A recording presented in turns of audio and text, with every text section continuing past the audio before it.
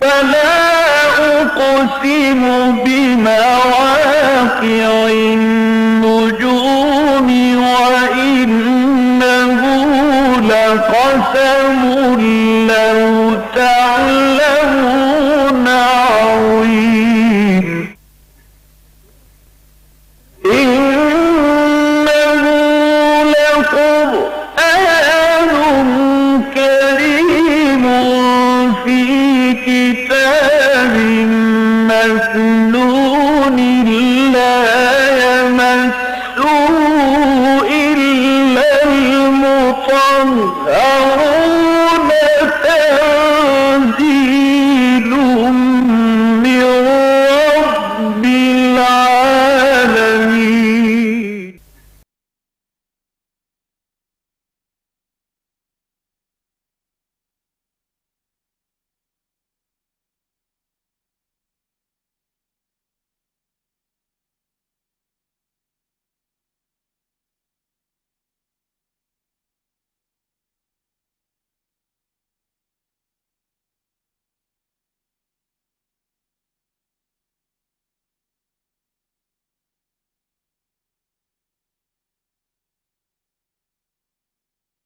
اما بعد فاعوذ باللہ من الشیطان الرجیم بسم اللہ الرحمن الرحیم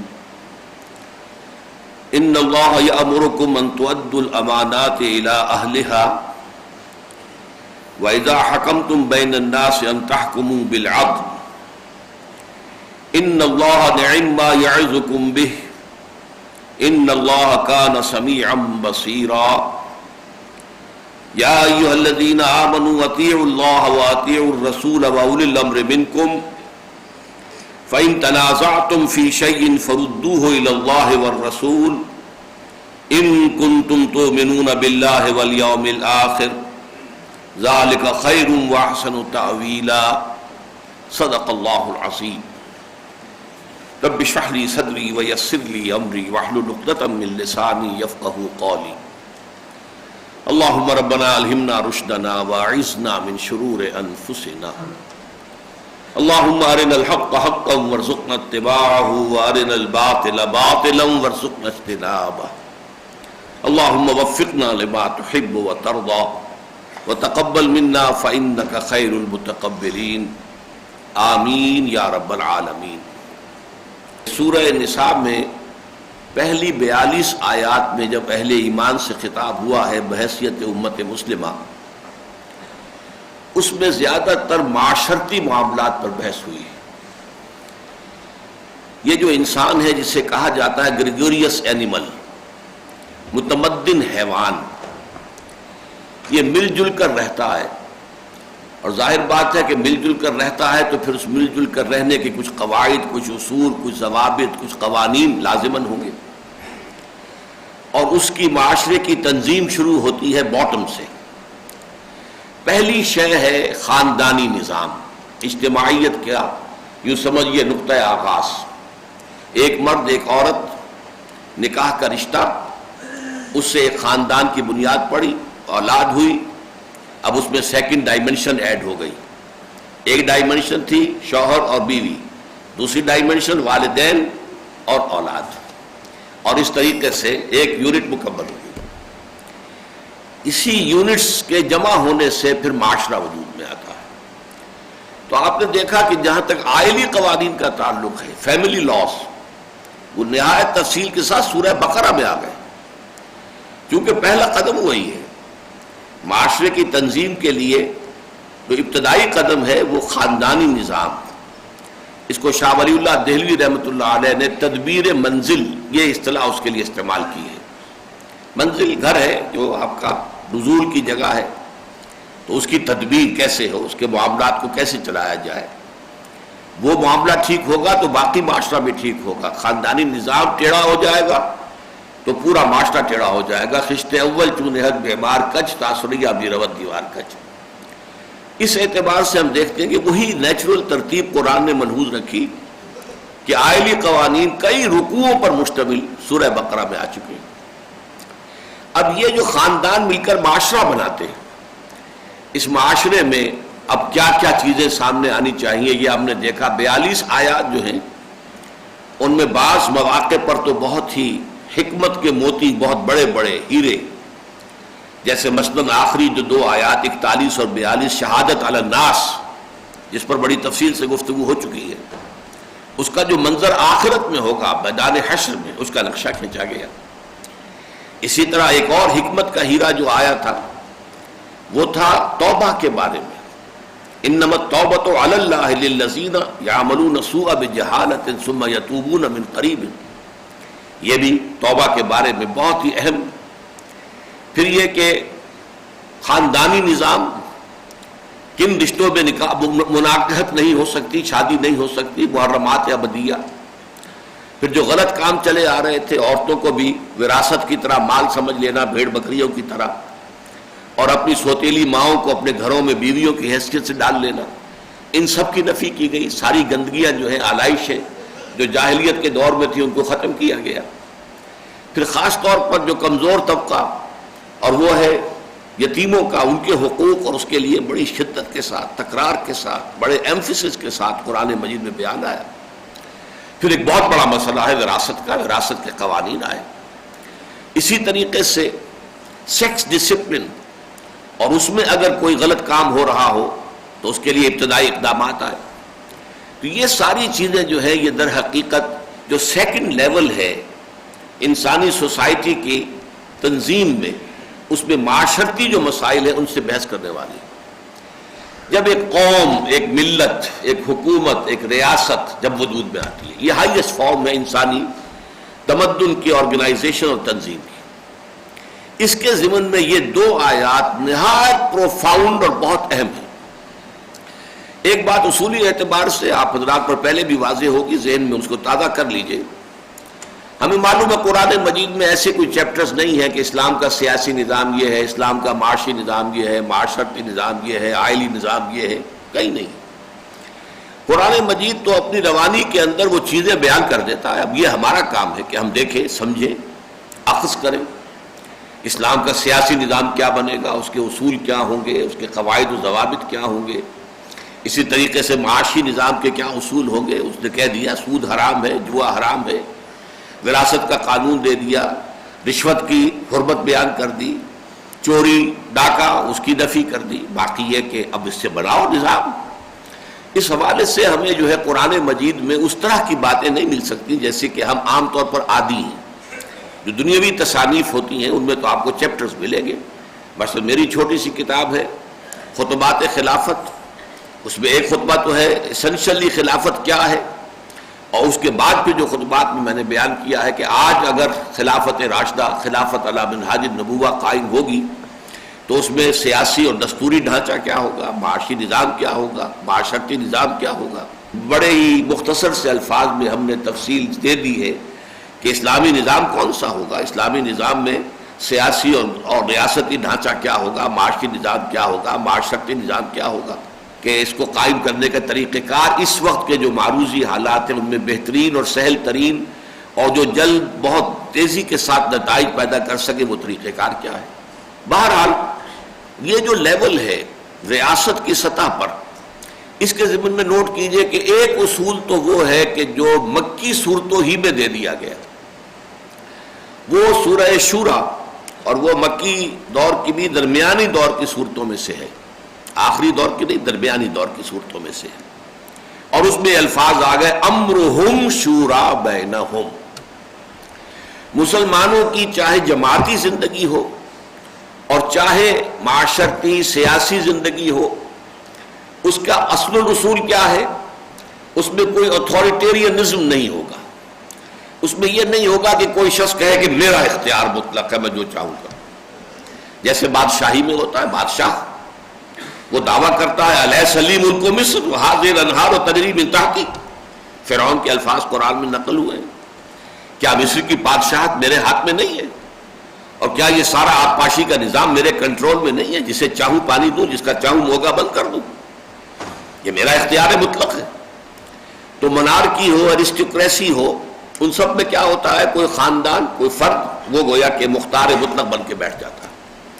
لیکن اس کے برعکس آج سے 1400 برس قبل، جبکہ ابھی مغرب تو جمہوریت کے نام سے بھی واقف نہیں تھا، وہاں بدترین جو ہے ملوکیت چل رہی تھی. ملوکیت بھی کیسی؟ ڈیوائن رائٹس آف کنگز کے دعوے کے ساتھ. یہ تو آج سے 250 برس ہوئے ہیں صرف، جب فرانس میں انقلاب برپا ہوا اور جمہوریت نام کی کوئی چڑیا جو ہے وہ ویسٹ کے ہاتھ میں آئی ہے. ورنہ اس سے پہلے کیا تھا؟ انقلاب فرانس سے پہلے بادشاہی اور بدترین بادشاہی. ایک طرف بادشاہی بدترین، دوسری طرف پوپ شاہی، پوپ کا اختیار.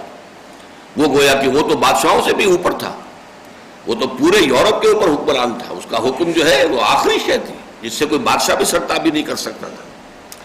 وہ پہلی بغاوت کرنے والا پوپ سے برطانیہ تھا، جس نے اپنا چرچ علیحدہ بنا لیا پوپ سے آزاد کر کے. Anglican church, church of England کے، وہ آزاد ہو گیا. پروٹیسٹنٹ، پہلا پروٹیسٹنٹ جو ہے ملک وہ برطانیہ تھا.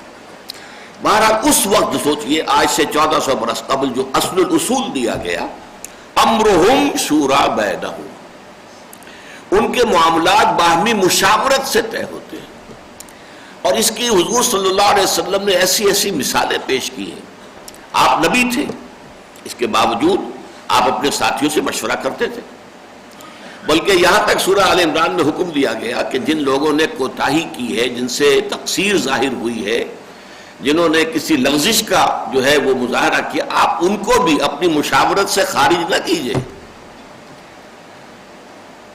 فَبِمَا رَحْمَةٍ مِّنَ اللَّهِ لِنْتَ لَهُمْ وَلَوْ كُنْتَ فَظًّا غَلِيظَ الْقَلْبِ لَانفَضُّوا مِنْ حَوْلِكَ فَاعْفُ عَنْهُمْ وَشَاوِرْهُمْ فِي الْأَمْرِ، ان کے ساتھ مشاورت کیجیے، ان کو بھی کانفیڈنس میں دیجیے، ان کی بھی رائے لیجیے. اور آپ نے دیکھا بہت سے مواقع پر حضور نے اپنی رائے کو پیچھے ڈال دیا. یہ دوسری بات ہے کہ جو جدید جمہوریت ہے وہ وہاں نہیں تھی. وہاں کوئی فیصلہ کاؤنٹنگ آف ووٹ سے نہیں ہوا. پوری سیرت کے اندر جو ہے یہ نہیں ہوا کہ ادھر زیادہ ہے تو یہ بات حق ہو گئی، ادھر کم ہے تو یہ بات غلط ہو گئی. نہیں، ہو سکتا ہے کہ کم لوگ جو ہیں ان کی رائے زیادہ صحیح ہو، زیادہ صائب ہو. بندوں کو گنا کرتے ہیں، تولا نہیں کرتے والی بات غلط ہے. بحث گنتی سے تو نہیں ہوتا.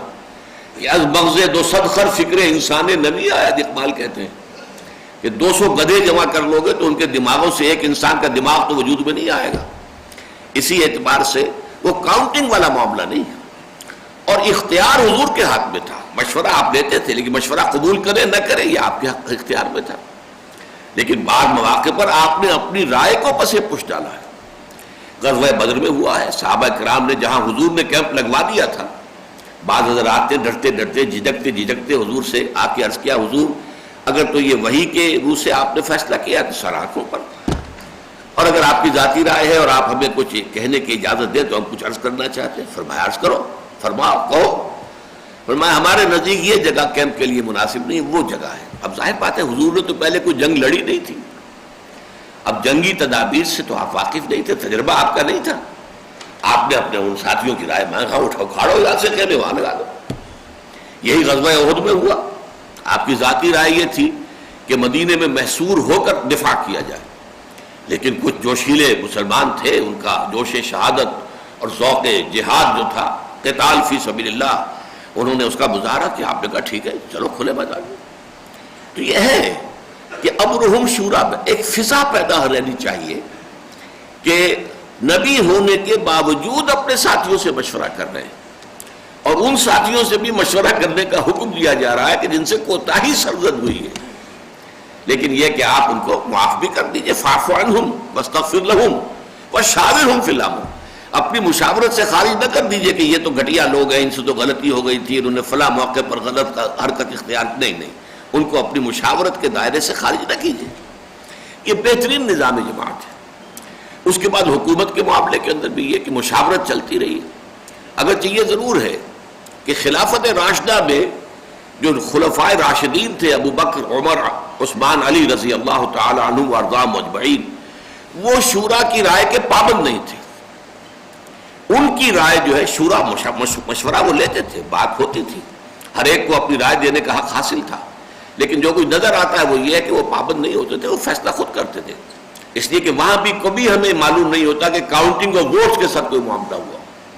حضرت ابو بکر صدیق رضی اللہ تعالیٰ عنہ نے خاص طور پر جب مانعین زکوٰۃ کے خلاف جہاد اور قتال کا فیصلہ کیا ہے تو اس پر کافی لوگوں کو اختلاف تھا. حضرت عمر آئے ہیں، انہوں نے کہا ہے کہ یہ آپ یہ غلطی ہے، اور ہمارے 2 محاذ پہلے کھلے ہوئے ہیں، مسلمانوں کے دل زخمی ہیں حضور کے انتقال کی وجہ سے، مورال گرا ہوا ہے۔ اب آپ نے جیش اسامہ کو بھی روانہ کر دیا، پھر یہ کہ جو یہ جھوٹے نبیوں کے پیروکار ہو گئے ان سے تو قتال کرنا ہی کرنا ہے۔ 2 محاذ پہلے ہمارے کھلے ہوئے ہیں۔ اب آپ یہ مانعین زکوٰۃ ہیں، انہوں نے کفر نہیں کیا ہے، صرف زکوٰۃ دینے سے انکار کیا ہے۔ وہ بھی زکوٰۃ سے انکار نہیں تھا، یہ تھا کہ ہم آپ کو نہیں دیں گے، ہم خود اپنی زکوٰۃ جو ہے امیروں سے کلیکٹ کر کے غریبوں میں تقسیم کر دیں گے۔ لیکن نہیں، ان کا فیصلہ اٹل تھا کہ اگر کوئی میرا ساتھ نہیں دے گا میں تنہا جاؤں گا اور جنگ کروں گا۔ حضرت ابوبکر کا فیصلہ تھا عزیمت۔ لیکن یہ اس نوع کی اور اس درجے کی اور اتنی بے نفس اور اتنی جو ہے یوں سمجھیے کہ مربع اور مزکہ شخصیتیں اب دنیا میں نہیں آ سکتی۔ لہذا آئندہ یہی ہوگا کہ جو بھی ہیڈ آف دی اسٹیٹ ہوگا وہ امرہم شورا بینہم میں وہ شورا کا پابند ہوگا، وہ شورا سے آزاد نہیں ہوگا کہ جو چاہے شورا کی رائے کو جو ہے وہ رد کر دے۔ البتہ جماعتی سطح کا معاملہ مختلف ہے، تحریک اور جماعت کا معاملہ مختلف ہے۔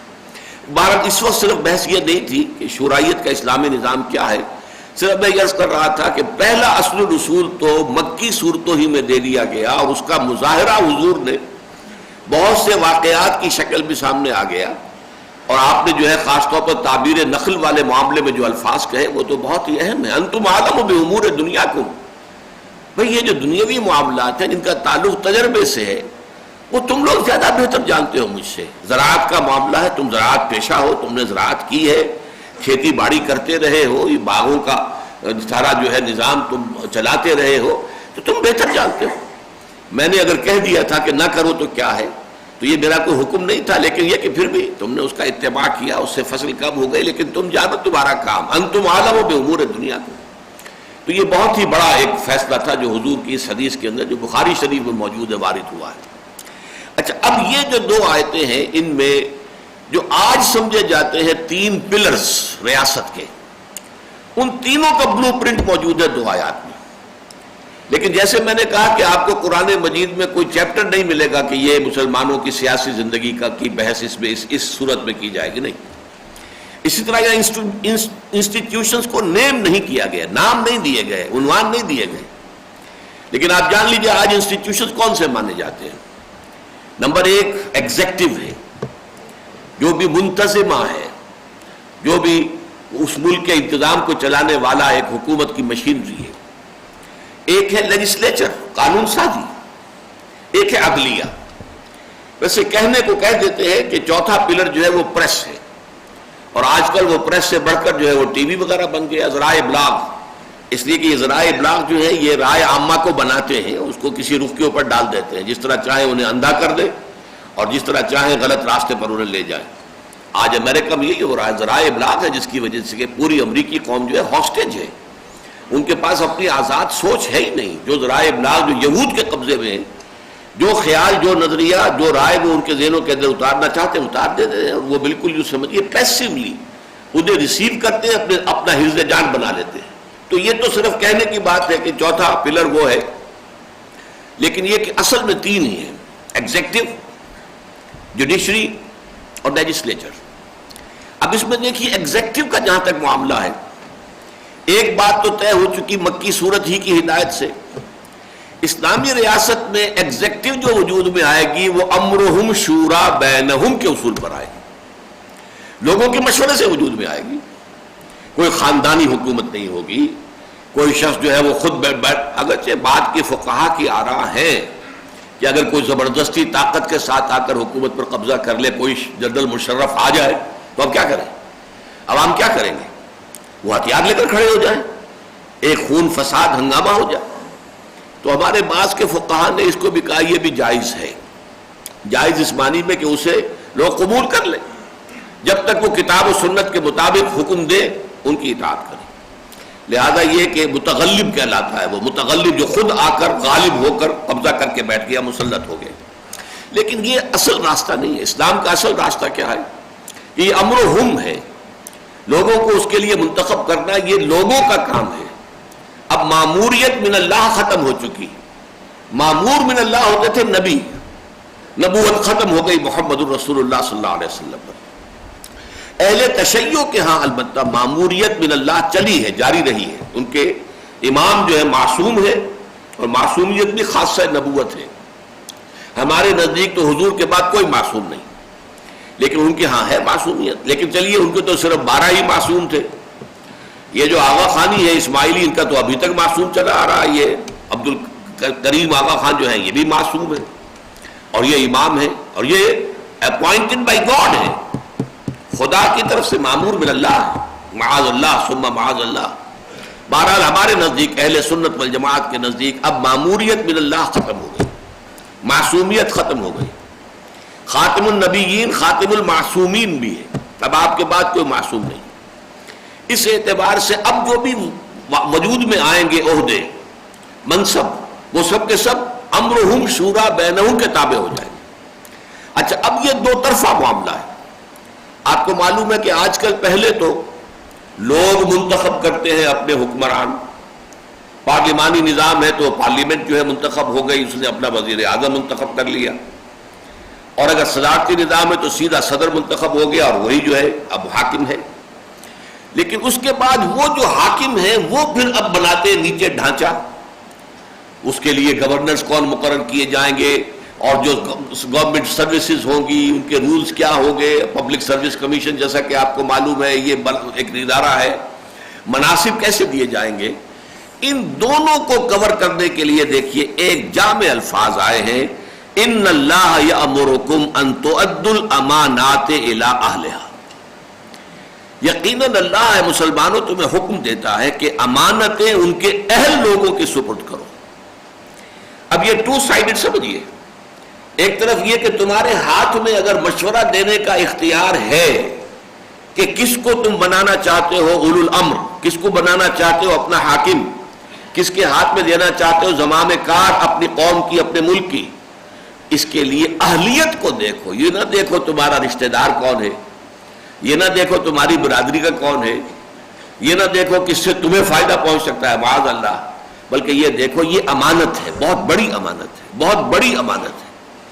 اس امانت کو اہل کے حوالے کرو جو اس کا اہل ہو. اس میں خلوص کے ساتھ تم سے غلطی ہو جائے تو اللہ معاف کر دے گا. یہ بھی اجتہاد ہوگا نا کہ آپ کس کو سمجھتے ہیں اہل ترین، اس میں غلطی ہو سکتی ہے. یہ بھی ایک اجتہاد ہے جو ہر شخص کو اپنی ذاتی سطح پر کرنا ہوگا. اگر اس میں غلطی ہو جائے تو جیسا کہ اصول ہے مجتہد جو ہے وہ مخطی بھی ہو، اس سے غلطی بھی ہو جائے تو اسے اکیلا ثواب ضرور ملے گا. اور اگر مجتہد جو ہے وہ مصیب ہو، صحیح رائے تک پہنچ گیا تو دوہرا ثواب ملے گا. اس اعتبار سے غلطی ہو سکتی ہے.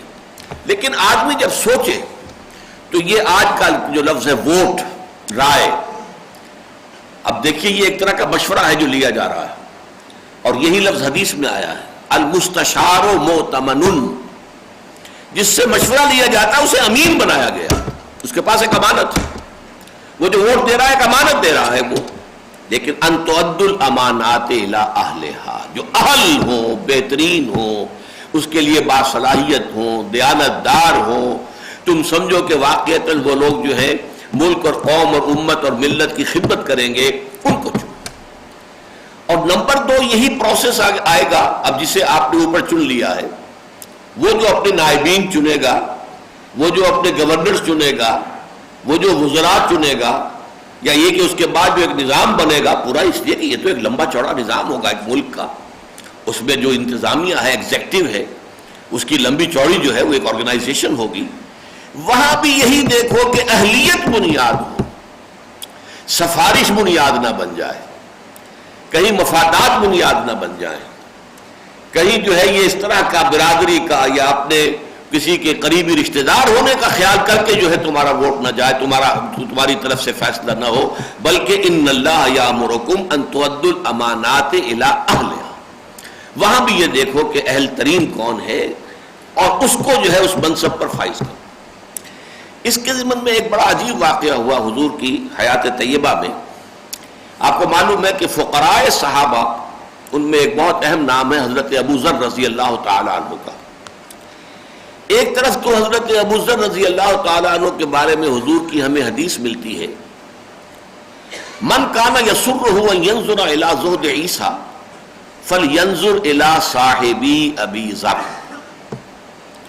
اگر اگر کسی شخص کی یہ خواہش ہو کہ اپنی آنکھوں سے حضرت عیسیٰ کا زہد دیکھے، کتنے زاہد، کتنے عابد، کتنے بے نفس تھے حضرت عیسیٰ، تو کہیں دور جانے کی ضرورت نہیں ہے، میرے ساتھی، میرے دوست ابو ذر کو دیکھ لیں۔ وہی ابو ذر ہے، وہ حضور سے درخواست کرتے ہیں کہ حضور مجھے بھی کہیں والی بنا دیجئے۔ والی وہاں گورنر کہلاتا تھا، یہ والی کوفہ ہیں، یہ والی شام ہیں، یہ والی مصر ہیں، یہ والی یمن ہیں، عامل بھی انہیں کہا جاتا تھا، والی بھی۔ تو حضرت ابو ذر نے بھی درخواست کی کہ آپ نے فلاں فلاں کو یہ عہدے دیے ہیں، ذمہ داریاں دی ہیں، تو آپ مجھے بھی کہیں والی مقرر کر دیجئے، کہیں عامل بنا دیجئے۔ لیکن حضور کا جواب حضرت ابو ذر کے لیے بہت ہی غیر متوقع، بہت غیر متوقع، اور یہ مسلم شریف کی روایت ہے، معمولی روایت نہیں۔ یا ابا ذر، اے ابو ذر، انک ضعیف، تم کمزور ہو، وَإِنَّهَا أَمَانَةٌ، اور یہ عہدہ جو ہے یہ ایک امانت ہے، وَإِنَّهَا يَوْمَ الْقِيَامَةِ خِزْيٌ وَنَدَامَةٌ، اور قیامت کے دن یہ عہدے جو ہیں یہ رسوائی اور ندامت کا سبب بن جائے، إِلَّا مَنْ أَخَذَ بِحَقِّهَا، سوائے اس کے کہ جس نے حق کے ساتھ اسے حق حاصل کیا، لیا، جس کو دیا گیا، وَأَدَّى الَّذِي عَلَيْهِ فِيهَا، اور پھر وہ ساری ذمہ داریاں پوری کی کہ جو اس منصب کے ضمن میں اس پر عائد ہوتی تھی۔ یہاں سوال پیدا ہوتا ہے، بڑا ایک اہم اصول آتا ہے کہ ایک طرف ان کا تقوی، ان کی دینداری، ان کا زہد، ان کی بے نفسی، اس کے لیے تو حضرت عیسیٰ سے مشابہت دی جا رہی ہے، لیکن والی ہونے کے لیے یا گورنر بننے کے لیے کہا جا رہا ہے انک ضعیف، وَإِنَّهَا أَمَانَةٌ وَإِنَّهَا يَوْمَ الْقِيَامَةِ خِزْيٌ وَنَدَامَةٌ، یہ ندامت کا ذریعہ بن جائے۔ اس کا نتیجہ کیا نکلا کہ حکومت اور انتظامی معاملات کے لیے محض تقوی ہی شے نہیں ہے بنیادی، اس کے لیے کچھ اور صلاحیتیں درکار ہیں، کوئی انتظامی صلاحیت ہو، کوئی توازن موجود ہو، اعتدال موجود ہو۔ اب یہ تھے بہت انتہا پسند، انتہائی، زہد کی بھی انتہا تھی، انتہا، اور اسی کا مظہر ہو گیا حضرت عثمان کے زمانے میں ایک بہت بڑا مسئلہ کھڑا ہو گیا۔ انہوں نے فتویٰ دے دیا سونا چاندی اپنے پاس رکھنا مطلقاً حرام ہے، سورہ توبہ کی آیت کے حوالے سے، یکنزون الذھب والفضہ، اور اس کو کہا یہ ٹپا ٹپا کے تمہارے چہروں پر اور پیٹھوں پر اور پہلوؤں پر داغے جائے گا تمہارے۔ فتویٰ دے دیا، اب ایک ہلچل مچ گئی۔ لہذا حضرت عثمان رضی اللہ تعالیٰ عنہ نے پہلے تو کہا کہ آپ نظر ثانی کریں، یہ مطلب نہیں ہے اس آیت کا، بلکہ اکثر فقہا کے نزدیک یہ ہے کہ سونا چاندی اگر آپ کے پاس ہے، آپ نے اس کی زکوٰۃ ادا کر دی ہے تو یہ کنز نہیں ہے۔ یہ تو اکثر فقہا کی رائے ہے، میری رائے ذرا مختلف ہے، یہ میں سورہ توبہ کے اپنے دورہ ترجمہ قرآن میں بھی بیان کیا کرتا ہوں، درس میں بھی آتا ہے، لیکن اس وقت میں اس کو بیان نہیں کر سکتا، میری رائے ذرا مختلف ہے۔ لیکن یہ ہے کہ ان کی انتہا پسندی کا نتیجہ یہ تھا کہ حضرت عثمان نے پھر انہیں حکم دیا کہ تم مدینہ چھوڑ کر چلے جاؤ، مدینے سے باہر نکال دیے گئے۔ چنانچہ جا کر صحرا میں کسی جگہ انہوں نے کٹیا بنائی اور وہاں پر تھے، اور حال یہ ہے کہ جب انتقال ہو رہا تھا تو اپنی اہلیہ سے کہتے ہیں کہ میرے حبیب نے، حضور نے فرمایا تھا مسلمانوں تم اپنے گرد سانپ اور بچھو جمع کر لو گے، یعنی دنیاوی ساز و سامان تم جمع کرو گے، یہ ڈیکوریشن پیسز اور یہ چیزیں اور یہ فرنیچر اور یہ ساری چیز، سانپ اور بچھو جمع کر لو۔ ہاں کہ میرے گرد بھی سانپ اور بچھو جمع ہو گئے۔ اس بیچاری نے کہا کون سا سانپ اور بچھو ہے؟ دیکھتے نہیں ہے وہ کٹورا پڑا ہوا ہے اور یہ چمٹا پڑا ہوا ہے، یہ پکڑی پڑی ہوئی ہے، یہی تو سانپ اور بچھو ہے۔ یہ تھی ان کی انتہا پسندی، زہد کا یہ عالم تھا، لہذا حضور نے ان کو ضعیف قرار دیا۔ تو یہاں سے ایک بہت موٹا اصول نکل رہا ہے کہ تقوی اور زہد جو ہے وہ واحد صلاحیت نہیں ہے۔ انتظامی معاملات کے لیے کوئی معاملہ فہمی، کوئی دور اندیشی، کوئی انسان شناسی، مردم شناسی، یہ جوہر ہو، اس شخص میں کیا ہے کیا نہیں ہے، اس میں کیا صلاحیت ہے کیا نہیں ہے، اس کی صلاحیت کو بہترین طریقے پر ہم کہاں استعمال کر سکتے ہیں، یہ تمام چیزیں اگر نہیں ہیں تو نہ جماعتی زندگی ٹھیک چلتی ہے، نہ حکومتی زندگی ٹھیک چلتی ہے۔ لہذا یہاں یہ اصول جو ہے خاص طور پر یہ حضرت ابو ذر رضی اللہ تعالیٰ عنہ کے حوالے سے میں نے کہا کہ اہلیت میں یقیناً تقویٰ سر فہرست تقویٰ ہی ہوگا، کیونکہ ذہانت ہے فطانت ہے تقویٰ نہیں ہے تو بیڑا غرق ہو جائے گا، پھر تو وہ ایول جینیس ہو جائے گا، وہ غلط جگہ پر استعمال کرے گا۔ لیکن یہ کہ محض تقویٰ نہیں، محض تدین نہیں، محض زہد نہیں، بلکہ اس کے ساتھ انتظامی صلاحیتیں، امور کا فہم اور دور اندیشی، معاملہ فہمی، انسان شناسی، یہ ساری چیزیں، اور اعتدال اپنی طبیعت کے اندر، اعتدال اپنی طبیعت میں اعتدال نہیں ہوگا تو نظام میں اعتدال نہیں ہوگا۔ بہرحال پہلا حکم تو ہمیں ملا ایگزیکٹو جو بھی مشینری ہے اس کے ضمن میں، کہ چاہے نیچے سے لوگ چن رہے ہوں اپنے حکمرانوں کو، اور چاہے وہ حکمران پھر بنا رہے ہوں ایک تنظیمی ڈھانچہ ملک کے نظام کے چلانے کے لیے، ان دونوں میں اصل شے جو فیصلہ کن ہونی چاہیے وہ یہ ہے کہ ان اللہ یامرکم ان تؤدوا الامانات الی اہلھا، کہ اللہ تعالیٰ تمہیں حکم دیتا ہے کہ امانتیں ان کے اہل لوگوں کی سپرد کر دو۔ دوسری بات، اب یہ دیکھیے عدلیہ کا تصور آ رہا ہے، کہیں عدلیہ کا لفظ نہیں آپ کو ملے گا، لیکن یہاں سے آپ اخذ کر سکتے ہیں۔ وَإِذَا حَكَمْتُمْ بَيْنَ النَّاسِ أَن تَحْكُمُوا بِالْعَدْلِ، اور جب تم لوگوں کے مابین فیصلہ کرنے کے لیے بیٹھو تو عدل کے ساتھ فیصلہ کرو، کوئی اور کرائیٹیریا نہیں ہونا چاہیے، کوئی مصلحت نہیں، کوئی طرفداری نہیں، جیسا کہ ہمیں معلوم ہے آگے چل کر بات آئے گی، کیونکہ منفی اور مثبت دونوں پہلوؤں سے قرآن مجید میں یہ بات آ گئی ہے۔ سورہ نساء میں آ جائے گی آگے آیت، یا ایھا الذین آمنوا کونوا قوامین بالقسط شہداء للہ ولو علی انفسکم او الوالدین والاقربین، اے ایمان والو عدل اور انصاف کے علمبردار بن کر پوری طاقت کے ساتھ کھڑے ہو جا، اللہ کے حق میں گواہی دینے والے، شہداء للہ، اللہ کے حق میں گواہی دینے والے، خواہ وہ بات تمہارے اپنے خلاف جا رہی ہو، خواہ تمہارے والدین کے خلاف جا رہی ہو، چاہے رشتہ داروں کے خلاف جا رہی ہو۔ اور اس کے برعکس کیا کہا گیا سورہ مائدہ کے اندر، یا ایھا الذین آمنوا کونوا قوامین للہ شہداء بالقسط ولا یجرمنکم شنآن قوم علی الا تعدلوا اعدلوا هو اقرب للتقوی، اہل ایمان تم کھڑے ہو جاؤ اللہ کے لیے پوری طاقت کے ساتھ اور عدل اور انصاف کی گواہی دینے والے بن کر، اور دیکھو کسی قوم کی دشمنی تمہیں اس پر آمادہ نہ کرنے کے عدل نہ کرو، چاہے اپنے ہوں ان کے خلاف بات جا رہی ہو عدل کے تقاضے کے تحت تو وہی بات کہو، اور چاہے دشمن ہو اس کے حق میں کوئی بات جا رہی ہو تو بات کہو۔ اسی لیے یہاں پر نوٹ کیجئے ان تحکموا بین الناس ہے، ہم کفار کا معاملہ بھی ہوا ہے، یہ آگے چل کر اسی صورت میں ذکر آ جائے گا کہ اگر جو ہے کوئی غیر مسلم ہے اور ایک مسلمان ہے، کوئی یہودی ہے اور ایک مسلمان ہے، ان کا جھگڑا ہو گیا، اب فیصلہ کس کے حق میں دیا جائے؟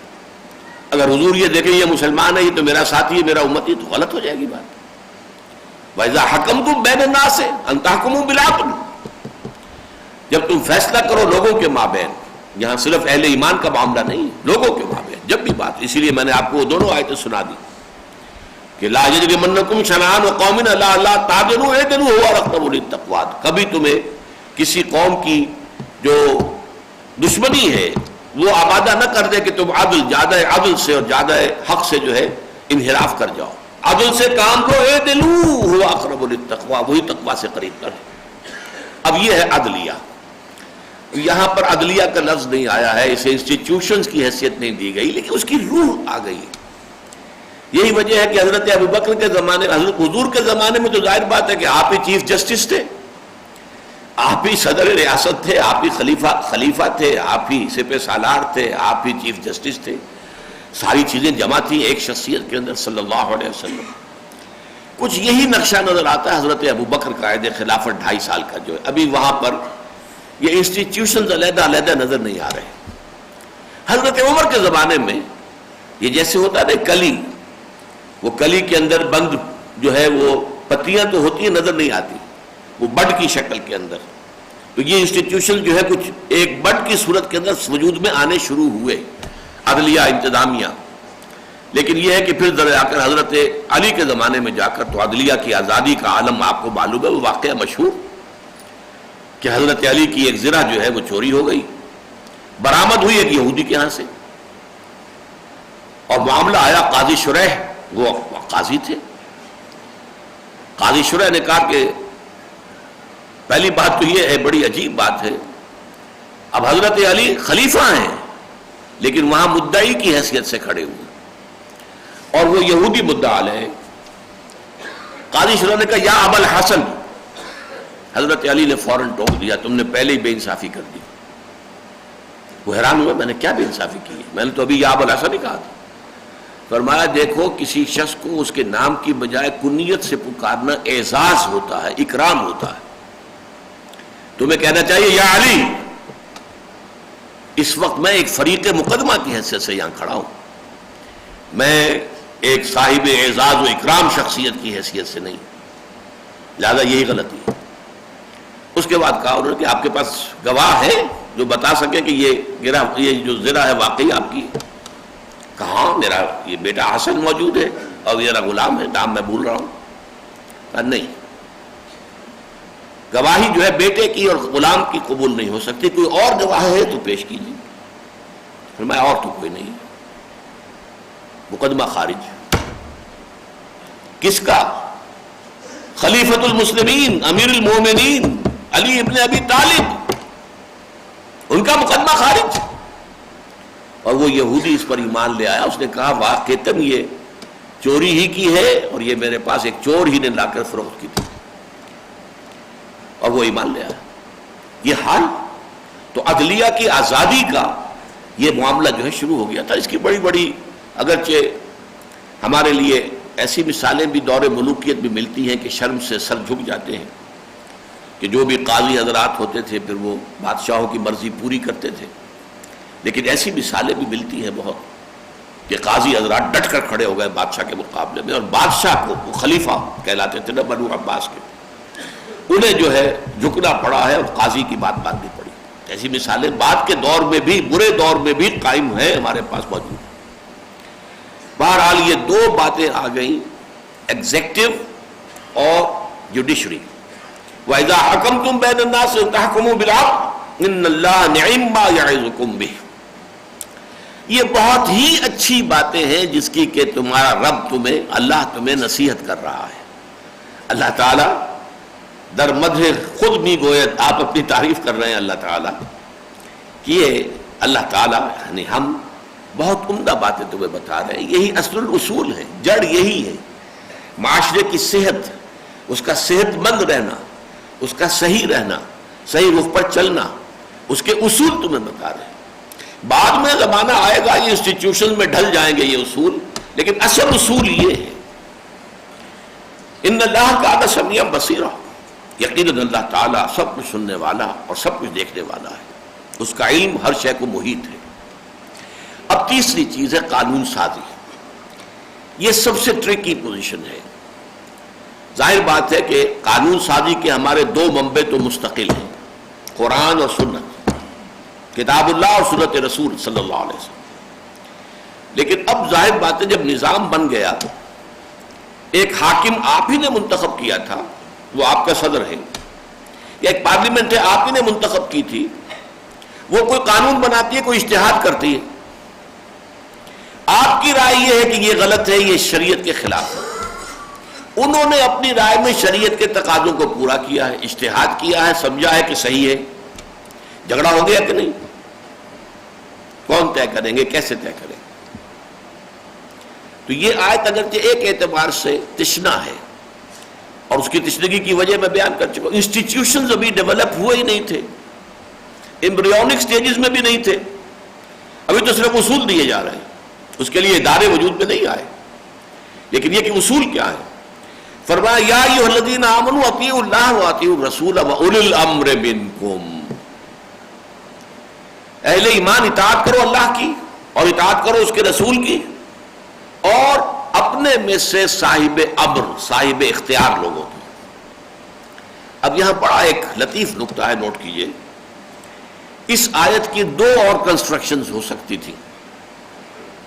ایک تو یہ کہ اطیعوا ایک ہی مرتبہ آتا، یا ایھا الذین آمنوا اطیعوا اللہ والرسول واولی الامر منکم، اطیعوا بریکٹ کے باہر آ گیا اور بریکٹ کے اندر تینوں جو ہے ضرب کھا رہے ہیں، تینوں برابر ہو جائیں گے، اس لیے کہ اطیعوا علیحدہ آیا ہے تو اطیعوا اللہ و اطیعوا الرسول و اطیعوا اولي الامر منکم شمار ہو جائے گا.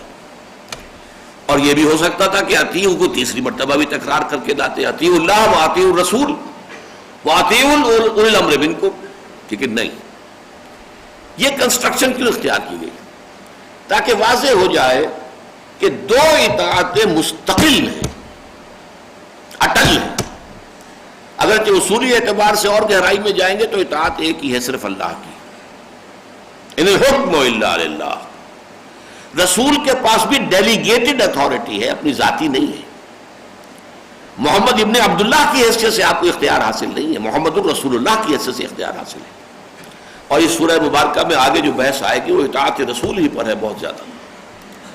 اس سے زیادہ ایمفیسائز نہیں کیا گیا قرآن مجید میں کسی اور مقام پر رسول کی اطاعت کی اہمیت کو. لیکن یہاں کیا کیا گیا کہ اطیعوا اللہ و اطیعوا الرسول. اس سے معلوم ہوا مستقل اطاعتیں دو ہی ہیں، اللہ اور اس کے رسول کی، اور تیسری اطاعت جو ہے تابع ہے، یعنی اولو الامر کی اطاعت ہوگی اللہ اور اس کے رسول کی اطاعت کے تابع. وہ یہ نہیں کہہ سکتے ہمیں اختیار ہے، ہم حکم دے رہے ہیں، ہم بھی مطاع ہے، اللہ نے ہمیں بھی مطاع قرار دیا ہے، ہماری اطاعت کرنی پڑی. نہیں، اللہ اور اس کے رسول کے احکام کے دائرے کے اندر اندر حکم دو گے، سر آنکھوں پر. تجاوز کرو گے تو لا سمع ولا طاعہ، نہ سنیں گے نہ اطاعت کریں. یہ ہے در حقیقت اس کنسٹرکشن کا جو نتیجہ نکلتا ہے. اطیعوا اللہ و اطیعوا الرسول و اولی الامر منکم. وَإِذَا تَنَازَعْتُمْ فِي شَيْءٍ فَإِن تَنَازَعْتُمْ فِي شَيْءٍ فَرُدُّوهُ إِلَى اللَّهِ وَالرَّسُولِ. پھر اگر تمہارا تنازع ہو جائے، جھگڑا ہو جائے، تنازع، نزع کہتے ہیں کھینچنے کو، اگر کھینچا جائے، نزع کہتے ہیں ٹھوکا لگانے کو، غین کے ساتھ نقطہ لگ جائے گا تو نزع، اور نزع کھینچنا، یہ ایک دوسرے کی ضد ہے. تم بھی کھینچ رہے وہ بھی کھینچ رہے، ٹگ آف وار ہے. پارلیمنٹ کہتی ہے یہ ٹھیک ہے، یہ شریعت کے دائرے کے اندر ہے، ہم نے سوچ بچار کر کے قانون بنایا. میں کہتا ہوں ایک شہری کے سے نہیں، تم نے شریعت سے تجاوز کیا، اب کیا کریں؟ فَإِن تَنَازَعْتُمْ فِي شَيْءٍ فَرُدُّوهُ إِلَى اللَّهِ وَالرَّسُولِ. تو لوٹا دو اسے اللہ اور اس کے رسول کی جانب. اللہ اور اس کا مطلب کیا ہے؟ مستقل اطاعتیں تو اللہ اور اس کے رسول کی ہے. اولو الامر کی اطاعت جو ہے وہ مستقل نہیں ہے، وہ تابع ہے اللہ اور اس کے رسول کی اطاعت کے. اسی لیے فرمایا گیا لا طاعۃ لمخلوق فی معصیۃ الخالق. مخلوق میں سے کسی کی اطاعت نہیں کی جائے گی جس سے کہ خالق کی معصیت لازم آ رہی ہے. اللہ تعالیٰ کی معصیت اگر ہو رہی ہے تو کسی مخلوق کی اطاعت نہیں کی جائے گی، چاہے وہ والد ہو، والدہ ہو، حاکم ہو، استاد ہو، پیر ہو، مرشد ہو، کسے باشا. اب یہاں پر جو بات سمجھیے، تشنگی جس کو میں نے کہا، اگرچہ بڑی جسارت ہے، میں قرآن مجید کی ایک آیت کے بارے میں کہہ رہا ہوں کہ تشنگی ہے. تشنگی یہ ہے کہ کس کے پاس جائیں اس فیصلے کے لیے. اب ہمارے مفسرین نے لکھا ہے کہ اگر تو حضور موجود ہے تو حضور سے پوچھ لو جا کر. تو بالکل سادہ سی بات ہے.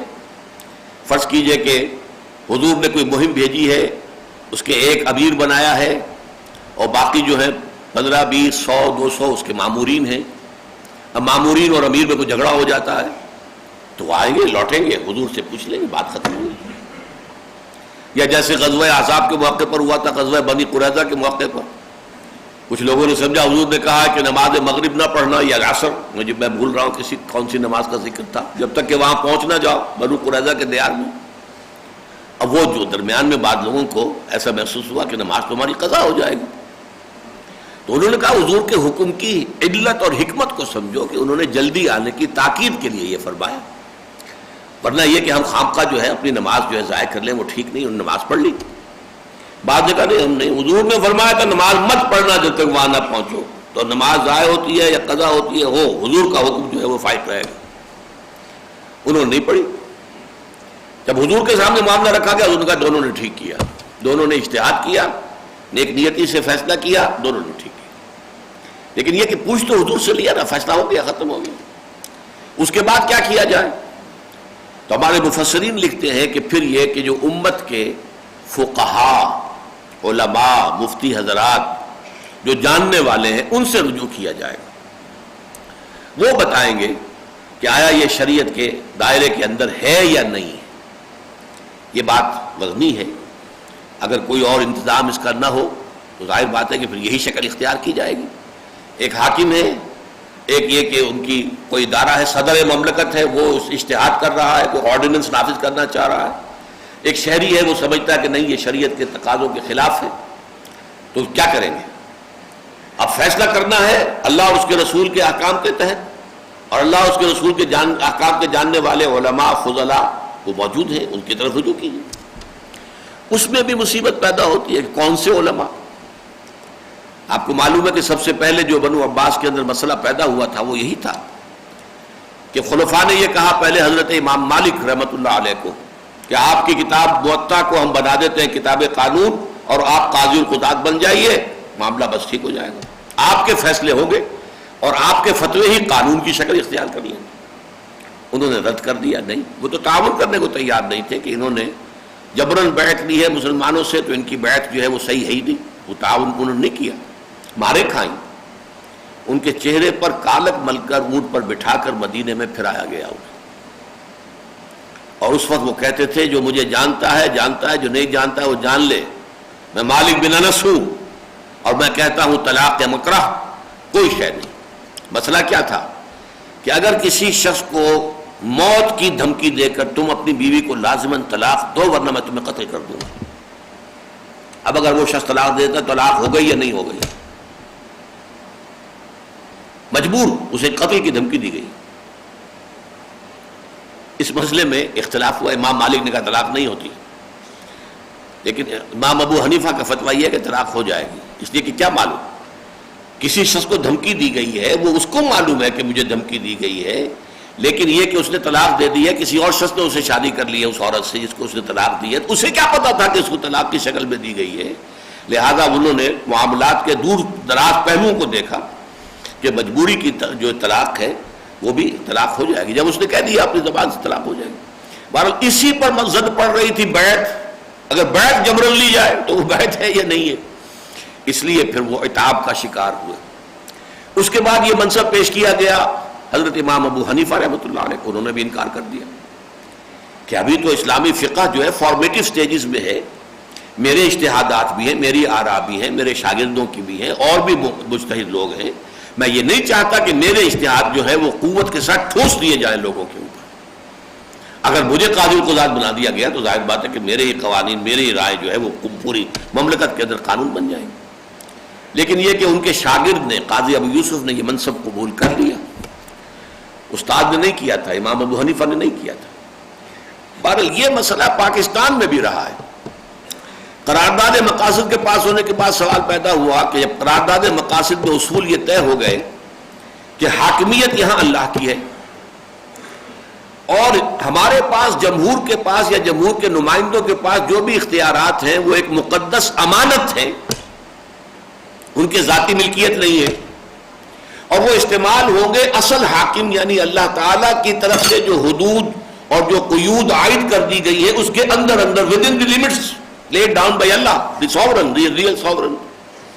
اب قانون سازی ہوگی تو اب ظاہر بات ہے کہ جو پارلیمنٹ ہے اس کے اندر کوئی مفتی لوگ تو نہیں بیٹھے ہوئے، کوئی ایک آدھ دو چار عالم دین بھی ہیں، لیکن کیا بات، کیا ان کی رائے پوری پارلیمنٹ کے اوپر حاوی ہو جائے گی؟ اس کا تو مطلب یہ ہے کہ پھر وہ تھیوکریسی بن گئی، ایک مذہبی طبقے کی حکومت بن گئی. تو ابتدا میں سن 56 کے دستور کے اندر جو طے کیا گیا تھا وہ یہ تھا کہ علماء کا بورڈ بنایا جائے، بلکہ اس سے بھی پہلے علماء کا ایک بورڈ ہونا چاہیے دستور ساز اسمبلی کے ساتھ اور پارلیمنٹ کے ساتھ، تاکہ پارلیمنٹ پوچھ لیا کرے علماء سے کہ یہ بات صحیح ہے یا نہیں ہے. لیکن علماء کی رائے فائنل نہیں ہوگی، فائنل رائے جو ہے وہ نمائندوں کی ہوگی، اس لیے کہ ڈیموکریسی ہے، ورنہ تو تھیوکریسی بن گئی. اگر علماء کی رائے فائنل ہو جائے تو پھر گویا کہ یہ تھیوکریسی ہے، پھر یہ جو ہے ڈیموکریسی، پھر کیا ضرورت ہے یہ انتخابات کرانے کا اور ڈھونگ رچانے کا اور لوگوں کو منتخب کرنے کا، پھر ان کا اختیار ہی کوئی نہ ہوا. یہ ہے بڑا ٹیڑھا مسئلہ. اچھا ایران میں ایک اور طریقے سے انہوں نے کیا، ایک طرف وہاں ڈیموکریسی بھی ہے، امرہم شورا بینہم بھی ہے، لوگ منتخب کرتے ہیں صدر کو اور پارلیمنٹ کو، لیکن ایک وہ بزرگاں اور خبرگاہ جو ہے ان کی محفل ہے، اس کے جو رہبر بیٹھے ہوئے ہیں انہیں اختیار ہے وہ جس چیز کو چاہے رد کر دیں. تو آخری حکومت کس کی ہوئی؟ وہ تو ان علماء کی ہوئی. اسی لیے مجھے ڈاکٹر جاوید اقبال صاحب نے بتایا تھا کہ جب یہ دورے پر گئے تھے سینٹرل ایشین اسٹیٹس کے، تو انہوں نے بتایا کہ میں جہاں بھی گیا ان کا بڑا اچھا استقبال ہوا، اس لیے کہ ظاہر بات ہے کہ فارسی زبان ان تمام اسٹیٹس میں اچھی طرح سمجھی اور پڑھی جاتی ہے، چاہے اپنی اپنی زبانیں ان کی ہیں لیکن فارسی سب جانتے ہیں، اور علامہ کا 2/3 جو کلام ہے وہ فارسی میں. تو وہاں ان کا استقبال علامہ کے فرزند ہیں تو ہوا، اور وہاں پہ کہتے ہیں ہر جگہ مجھے ایک بات کہی گئی، we need a model. Islamic state کا کوئی ماڈل ہونا چاہیے. The Saudi model is not acceptable to us because it is based on monarchy. Saudi جو مثال ہے وہ تو بادشاہت کی ہے، وہ تو ہمارے لیے ایکسیپٹیبل نہیں ہے. In the same way, Iranian model is also not acceptable to us. It is based on theocracy. اسی طرح ایران کا جو ماڈل ہے وہ بھی ہمارے لیے قابل قبول نہیں ہے، اس لیے کہ اس کی بنیاد جو ہے وہ تھیوکریسی پر ہے. تو یہ ماڈل اسٹیٹ، اور یہ میری کتاب جو ہے خطبات خلافت میں بھی یہ فیصلہ جوڈیشری کرے گی. جوڈیشری جو ہے وہ ایک ایسا پلیٹ فارم ہے جہاں ہر بات کو اس کے میرٹ کے اوپر اس کی بال کی کھال اتار کر فیصلے ہوتے ہیں. وہاں علماء بھی آ سکتے ہیں، وہاں جو جورس کنسلٹس جو ہوتے ہیں وہ بھی آ سکتے ہیں، دانشور بھی آ سکتے ہیں، جو چاہیں نہ دلیلیں دیں. عدالت کے اندر آ کر ایس ایم ظفر صاحب نے کہا کہ بینکنگ کا جو سود ہے یہ ربا نہیں ہے، حرام نہیں ہے، دلائل دیے اپنے انہوں نے. اسی لیے خالد اسحاق صاحب کراچی سے انہوں نے بھی یہی کہا، انہوں نے دلائل دیے. علماء بھی گئے، انہوں نے بھی دلائل دیے، عدالت نے فیصلہ کر دیا. تو اصل میں ماڈرن جو اسٹیٹ کرافٹ ہے، اس کو یہ لفظ ذرا غور سے سمجھ لیجیے، اسٹیٹ کرافٹ کا لفظ میں نے استعمال کیا. جیسے ایئر کرافٹ، اب ایئر کرافٹ جو ہے وہ کتنی بڑی مشینری ہے اس کے اندر ہے، کیا کیا پیچیدہ پرزے ہیں، میرے اور آپ کے لیے تو اس کا تصور کرنا ممکن نہیں ہوگا.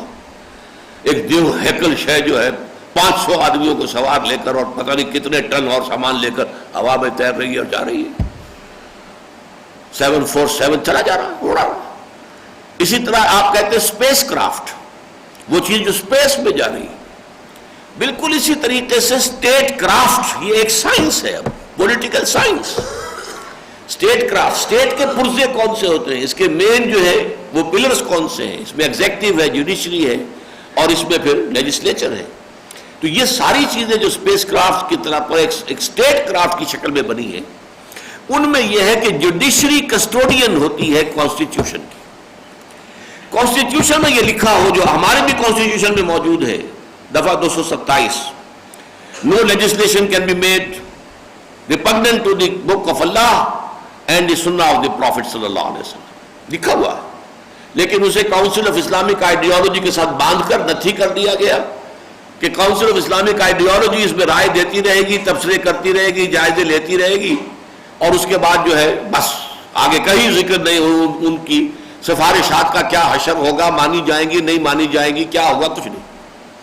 لہذا کروڑوں روپیہ خرچ ہوا ہے کاؤنسل آف اسلامک آئیڈیالوجی پر. ان کی سفارشات کی فائلوں سے الماریاں بھر گئی ہیں، وزارت قانون کی بھی اور وزارت مالیات کی بھی، تمام وزارتوں کی، ایک نتیجہ زیرو.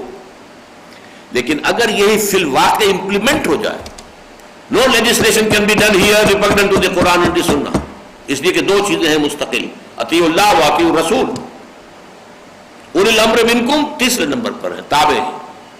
اور یہ کہ کوئی شے ان کی، کوئی اقدام ان کا، کوئی آرڈیننس ان کا، کوئی فیصلہ ان کا، کوئی قانون جو انہوں نے بنایا ہے، آیا وہ کتاب و سنت کے منافی ہے یا نہیں، جوڈیشری کرے گی. اسی لیے میں نے ہمیشہ کہا کہ بہت صحیح سمت میں قدم اٹھایا تھا ضیاء الحق صاحب نے جب انہوں نے فیڈرل شریعت کورٹ قائم کی. لیکن بدقسمتی ہماری بھی اور اس شخص کی خود اپنی بدقسمتی، اس فیڈرل شریعت کورٹ کو 2 ہتھکڑیاں پہنا دی، 2 بیڑیاں اس کے پاؤں میں ڈال دی، اسے بالکل غیر مؤثر کر دیا. جیسے دفعہ 227 جو ہے وہ غیر مؤثر، اسے نتھی کر دیا گیا کاؤنسل آف اسلامک آئیڈیالوجی کے ساتھ. ایسے ہی فیڈرل شریعت کورٹ غیر مؤثر، دستور پاکستان تمہارے دائرہ کار سے خارج، جوڈیشل پروسیجرل لاز تمہارے دائرہ قانون سے خارج، مسلم فیملی لاز تمہارے دائرہ قانون سے خارج، مالیاتی تمام قوانین بھی 10 سال تک تمہارے دائرہ کار سے خارج. وہ 10 سال کی مدت پوری ہو گئی تو وہ ایک ہتھکڑی کھل گئی تو فیڈرل شریعت کورٹ نے جو ہے فیصلہ دے دیا کہ بینک انٹرسٹ، کمرشل انٹرسٹ بھی ربا ہے اور حرام ہے، لیکن اس کا بھی جو حشر ہوا ہے 10 سال تو ہو چکے، 11 سال، اس کی امپلیمنٹیشن کی کوئی نوبت ابھی تک نہیں آئی، نیت نہیں، ارادہ نہیں۔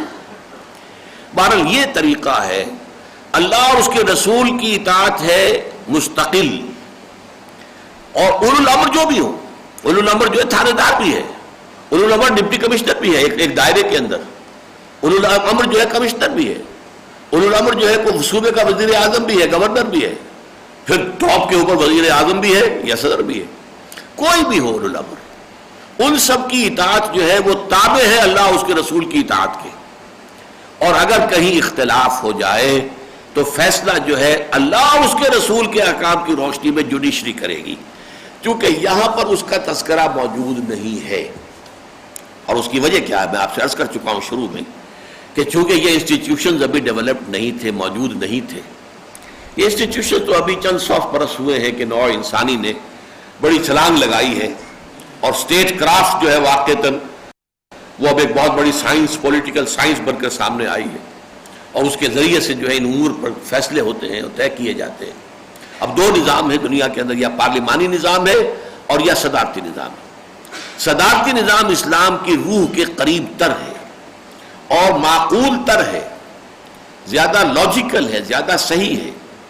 اس میں یہ مسئلہ ہی نہیں آتا کہ اختیارات کی تقسیم کیسے ہو، صدر کے پاس زیادہ اختیار ہو یا وزیر اعظم کے پاس ہو۔ ہوتا کیا ہے، یا وزیر اعظم ہی آل ان آل ہو گیا، اور صدر جو ہے وہ فضل الہی صاحب جو ہوتے تھے ان کو رہا کرو کے ادارے جو ہیں وہ لکھے جاتے تھے اسلام آباد میں اور راول پنڈی میں، چودھری فضل الہی کو رہا کرو، اور یا پھر یہ ہے کہ وہ صدر جو ہے وہ ضیاء الحق صاحب ہو گئے، انہوں نے جب چاہا جنیجو صاحب کو اٹھا کے پھینک دیا۔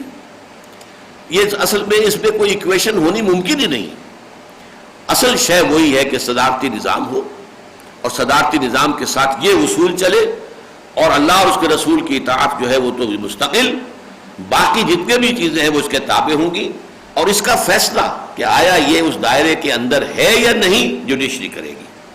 فَإِن تَنَازَعْتُمْ فِي شَيْءٍ فَرُدُّوهُ إِلَى اللَّهِ وَالرَّسُولِ إِن كُنتُمْ تُؤْمِنُونَ بِاللَّهِ وَالْيَوْمِ الْآخِرِ، اگر تم واقعتاً ایمان رکھتے ہو اللہ پر اور یوم آخر پر، تو یہ طریقہ کار اختیار کرنا تمہارے لیے لازم ہے، درست ہے۔ ذَلِكَ خَيْرٌ، یہی بہتر ہے، بہت عمدہ ہے، صحیح ہے۔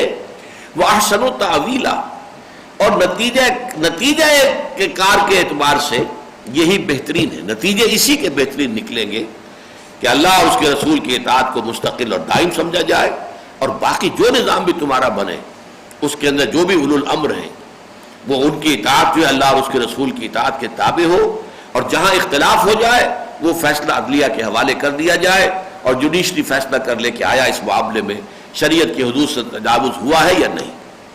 اس طرح آپ نے دیکھا کہ ان 2 آیتوں میں جو ماڈرن اسٹیٹ کرافٹ کے 3 پلرز شمار ہوتے ہیں، ایگزیکٹو، انتظامیہ، جوڈیشری، عدلیہ، اور پھر لیجسلیچر، ان کے حدود کیا ہیں، اس میں اصل اصول کیا ہونے چاہیے، کیا چیزیں مد نظر رکھی جانی چاہیے، ان سب پر یہ 2 آیتیں بہت ہی جامع ہیں۔ بارک اللہ لی ولکم فی القرآن العظیم ونفعنی وإیاکم بالآیات والذکر الحکیم۔